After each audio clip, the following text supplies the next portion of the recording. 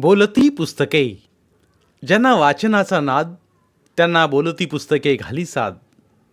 आमचं channel subscribe करा आणि सबस्क्राईब करायला इतरांनाही सांगा. नमस्कार श्रोते मित्र हो. बोलती पुस्तके सादर करीत आहे लेखक श्री रवींद्र रेखा गुरव लिखित कादंबरी बेदुने शून्य, प्रकरण 15. सगळ्यांचा अंदाज खरा ठरला. शेवंताबाईनं मुख्याध्यापकांचं चांगलंच कान भरलेलं. दुसऱ्या दिवशी आल्याबरोबर मुख्याध्यापकानं गौतमला ऑफिसात बोलावलं. मुख्याध्यापकानं कशासाठी बोलवलं असेल हे त्याला आधीच माहीत होतं. सर बसा. मुख्याध्यापक खोटं खोटं हसला. गौतम बसला. मुख्याध्यापकानंच मग सुरुवात केली.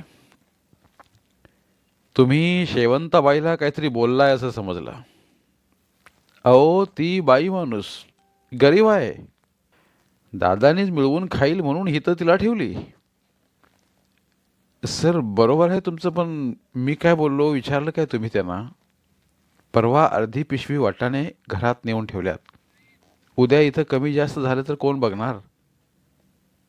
गौतमला मुख्याध्यापकांचं बोलणं रुचलं नाही. अहो मी विचारलं तिला. इथं उंदरं आहेत म्हणून भिजवायला तिनं घरी नेलेत. एवढ्या साध्या गोष्टीत तुम्ही कशाला लक्ष घालता? मी बघतो की काय कमी जास्त झालं तर. मुख्याध्यापक उघडपणे शेवंताबाईची बाजू घेत होता. गौतमला त्याचा राग आला. सर त्या शेवंताबाईंनी 8 दिवसात भाजीच दिली नाही. महिन्यातनं 4-5 वेळा तरी कामाला दांडी मारतात. हे असं कसं चालायचं? तुमचं म्हणणं बरोबर आहे. मी तिला खडसावली या काल भाजी का दिली नाही म्हणून. तुम्ही काय काळजी करू नका. एखाद्या वेळी ती नाही आली तर शिपाई आहेच की. त्यांना काय कुठं कापायला सोडायचं आहे? असं काय बोलताय? ती बाई कामचुकारपणा करते तर तिला काय तुम्ही बोलला नाही? ती नसती त्यावेळी शिपाईच न सांगता जेवण करतात. अहो दिवसातनं 5-6 वेळा चढानं पाण्याच्या घागरी आणून त्यांचा निम्मा जीव जातोय. मुख्याध्यापक शिपायावर घसरला बघून त्यानं शिपायांची बाजू घेतली. तसं नवं, तुम्ही त्याचा शब्दशः अर्थ घेऊ नका आणि असं समजू नका की मी त्या बाईला सूट दिली आहे. मी तिला बी चांगलं खडसावलंय. दादांच्या कानावर घालीन म्हणून सांगितलंय. मुख्याध्यापक वरमला. मी तुमचं लक्ष असावं म्हणून तुमच्या कानावर घातलं. मला माहीत आहे की हो तुम्ही प्रामाणिक शिक्षक आहे. दादांच्या पुढ्यात तुमचं मी बी कौतुक केलंय. केवढी शाळेची जबाबदारी तुम्ही घेताय हे काय मला माहीत नाही. मुख्याध्यापकाचं आपल्यावर कधी नाही ते एवढं प्रेम ओतू का जातंय हे त्याला कळलं नाही. तो अविश्वासाने त्याचं बोलणं ऐकू लागला. म्हणून मी ठरवलंय विनाकारण या शापवामुळं तुम्हाला त्रास झालाय. मुख्याध्यापकानं तोंडातला गुटखा पचकन खिडकीतून थुंकला.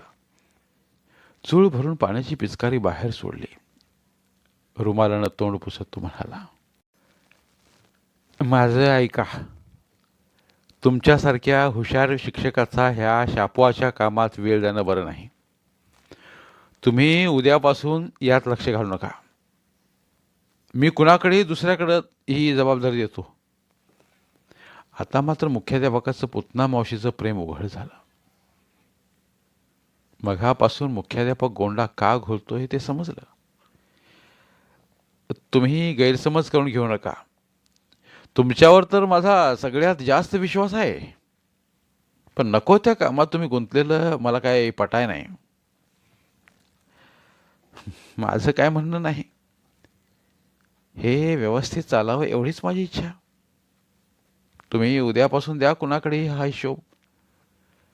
कुणाकडे कशाला, आपण सूर्यवंशी सरांच्याकडे हे देऊया ना. चालेल ना बघा. करतील ना सूर्यवंशी सर व्यवस्थित. तुम्ही आणि अदनामधनं त्यांना मदत करत जावा. मुख्याध्यापकानं सूर्यवंशी सरांना ऑफिसमध्ये बोलावलं. काहीच माहीत नसल्यागत सूर्यवंशी आत आला. उद्यापासून शापवाचा हिशोब तुम्ही बघायचा. चालेल ना? काय अडचण आली तर गौतम सर आहेतच की तुमच्या मदतीला. चालेल की सर. गौतम सर मदत करणार असतील तर मला अडचण नाही. सूर्यवंशीनं पाठ केलेलं उत्तर सांगितलं. गौतमच्या ते लक्षात आलं. आपण त्या गावचे नाहीच हे सूर्यवंशी दाखवत होता. शापवाच्या निमित्तानं त्याला दादावरली निष्ठा दाखवायला संधी मिळालेली. सूर्यवंशी बेरकीच होता. सगळ्यात लक्ष असायचं पण कशातच नसल्या ग दाखवायचा. सर, नंतर तुम्ही शापवाचे दप्तर घ्या. काय मदत लागली तर सांगा मला. गौतम उठला. सूर्यवंशी पाठोपाठ बाहेर आला. मुख्याध्यापकानं सूर्यवंशीला व बाईला हाताशी धरून शापवाच्या कारभारातून गौतमला अलगद बाजूला केलं. आज गमतोळ्या यशवंतचा मूड काय ठीक नव्हता. तो आज शांत होता. दुपार झाली तरी फारसं कोणाशी बोलला नाही. गौतमच्या ते लक्षात आलं. चला लघवीला जाऊन येऊ. गौतमने त्याच्या खांद्यावर हात ठेवला. चला. यशवंत काही न बोलता सोबत आला. काय यशवंता, आज काय शांत आहेस? बरं वाटत नाही का? हाय की बरं. मग आज शांत का? आता तुमच्यापासून काय लपवायचं? पगार नसण्याला लय अडचण झाली या. मग ही काय आजची अडचण आहे काय? गेली 4-5 वर्ष तुम्ही बिनपगारीच राबताय की. तवा वडिलांचा आधार होता. आता त्यांना कामधंदा जमत नाही. लोकांची शेतं करून काय पदरात पडतंय. अजून आईचा आधार हाय म्हणून शान घर चाललंय. आज का चेहरा पडलाय तुमचा? काय सांगायचं.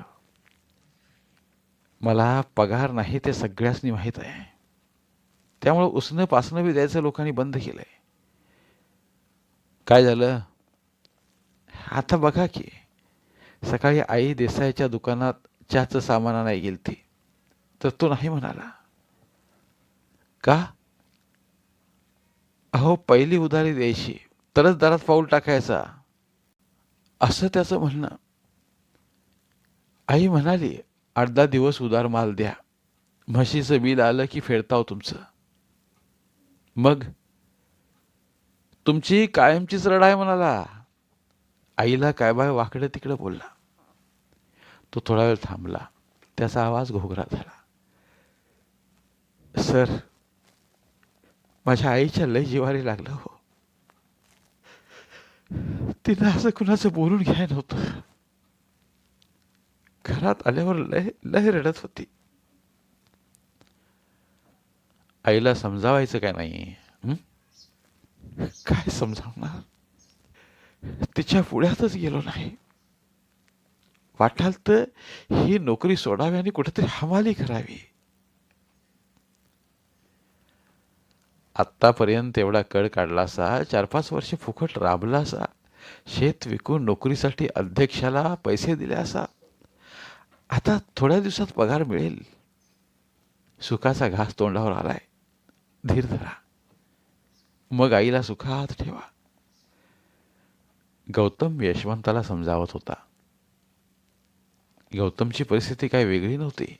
शाळेतल्या बिनपगारी काम करणाऱ्या सगळ्याच कर्मचाऱ्यांचं दुःख सारखंच होतं. गौतम यशवंताला समजावत होता. एक प्रकारे तो मनातल्या मनात स्वतःचीच समजूत घालत होता.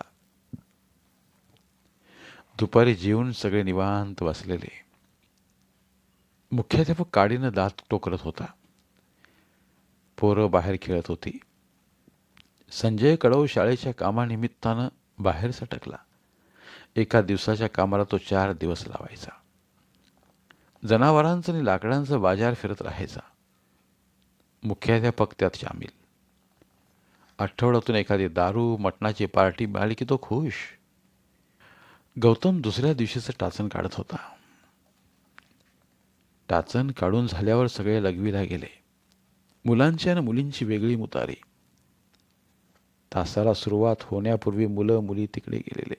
लघवीच्या सुट्टीमध्ये किंवा परिपाठ संपल्यानंतर कर्मचारी मुतारीकडे जायचे नाहीत. शाळेपाठीमागं आंब्याची दाट झाडी होती. मुतारीच्या डाव्या बाजूला आंब्याची झाडी, कुठंतरी काजूचं एखाद दुसरं झाड. तिथे सगळे लघवीला जायचे. आत्ताही तिघं तिथेच गेलेले. परत येताना गौतमचं मुलींच्या मुतारीकडे लक्ष गेलं. काही मुली बाहेर घोळक्यानं उभ्या होत्या. मुतारी ढासळलेली, त्यामुळे काही मुली आत गेल्या की उरलेल्या बाहेर उभ्या राहायच्या, रखवालदाराच्या भूमिकेत. गौतमला ते बघून वाईट वाटलं. काय हे, साधी मुतारी पण आपण बांधू शकत नाही. पोरींना असं उघड्यावर लघवीला बसवणं वाईटच. अध्यक्षाला एक लाज नाही, तो कर्मचाऱ्यांचे पैसे घेऊन बसलाय.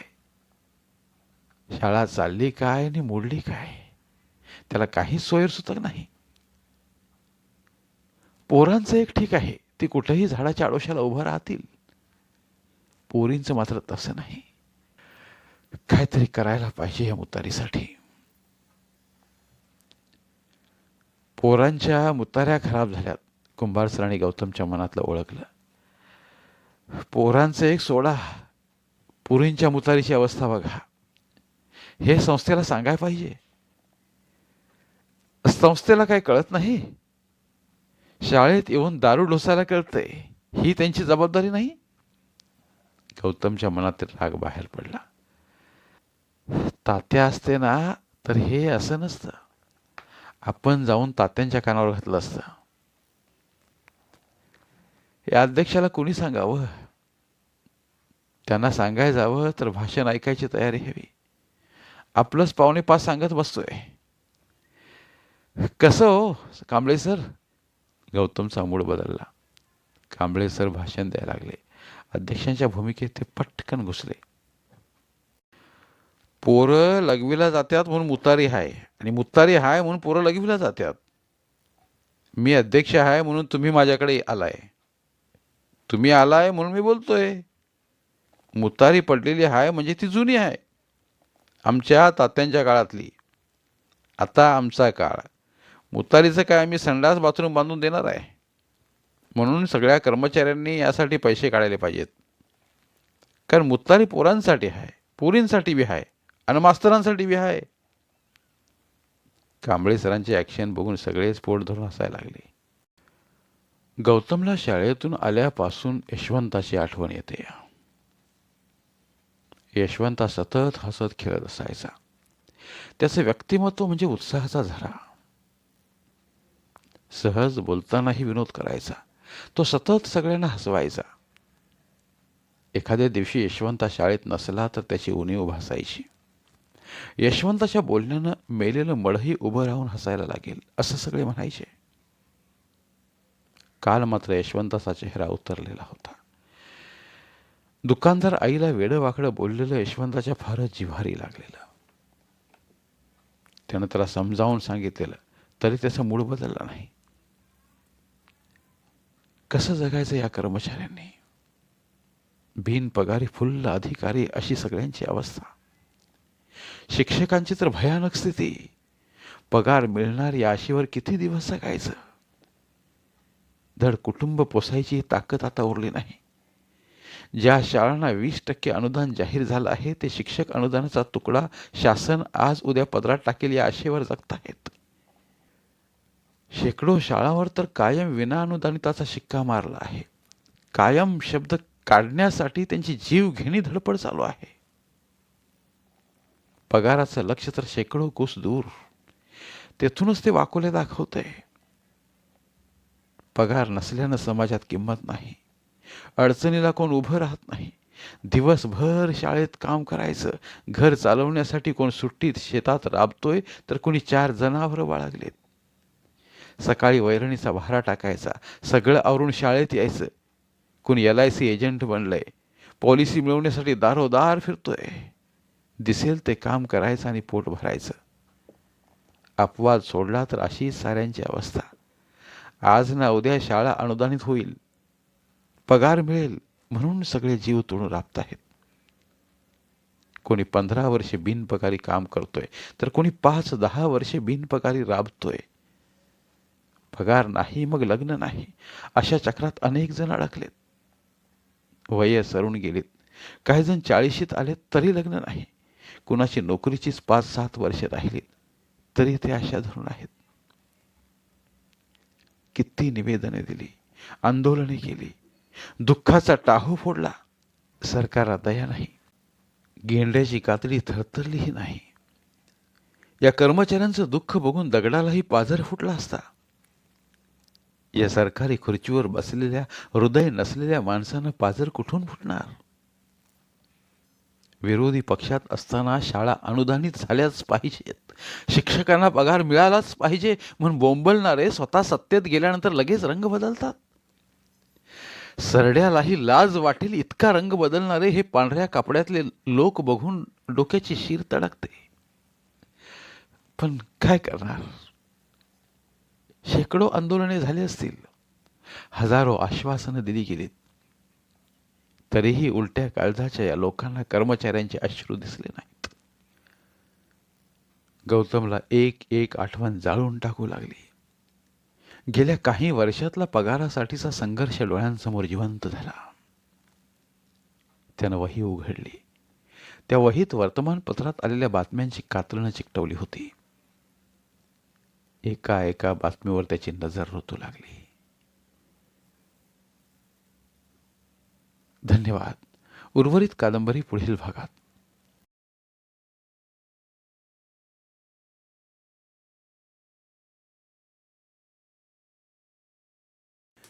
धन्यवाद. प्रिय श्रोते मित्र हो, आपल्यासाठी एक आवाहन. आमच्या चॅनलच्या प्लेलिस्ट विभागात तुमच्यासाठी शेकडो कादंबऱ्यांचे ऑडिओ बुक्स उपलब्ध आहेत. तिथे प्रत्येक कादंबरीचे सर्व भाग एकत्रित मिळतील. त्यामुळे सध्या सुरू असलेल्या क्रमशः कादंबरीच्या पुढील भागासाठी वाट पाहण्याची गरज नाही. तुमच्या वेळेनुसार तुम्ही संपूर्ण कादंबरी सलगपणे ऐकू शकतात आणि साहित्याचा आस्वाद घेऊ शकता. कृपया आमच्या चॅनलच्या होमपेजवर जाऊन प्लेलिस्ट चेक करा आणि तुमची आवडती कादंबरी निवडा. धन्यवाद.